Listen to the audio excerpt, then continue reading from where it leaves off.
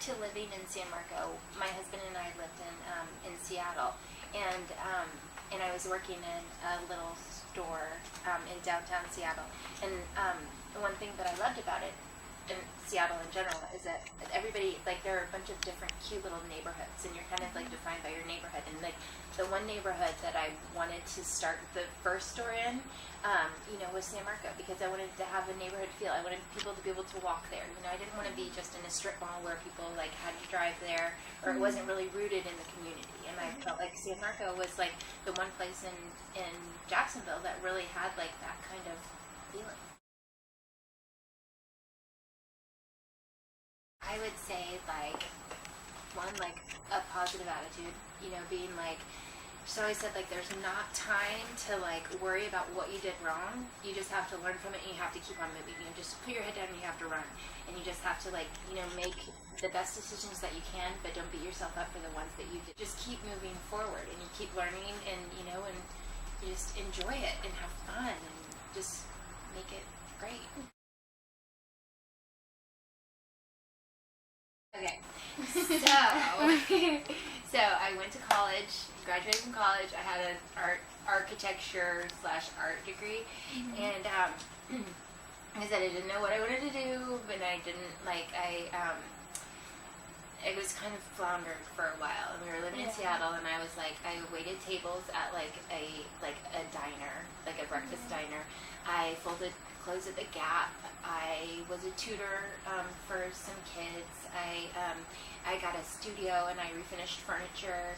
I did a bunch of different things until I finally wandered into this store in downtown Seattle, and I was like, oh my gosh, like this is totally what I'm gonna do. Now I just have to figure out how I get to do this.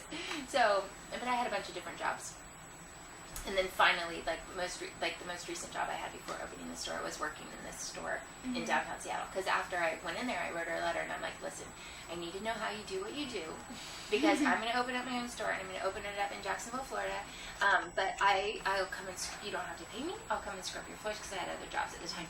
I'll come scrub your floors. You just tell me what you need, and I totally made it happen. And so she called me, and she's like, oh my gosh, I'm opening up a store across the street. Do you want to help me?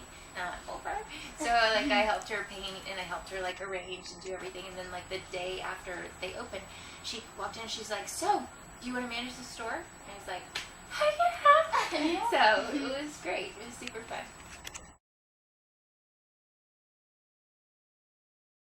Well, I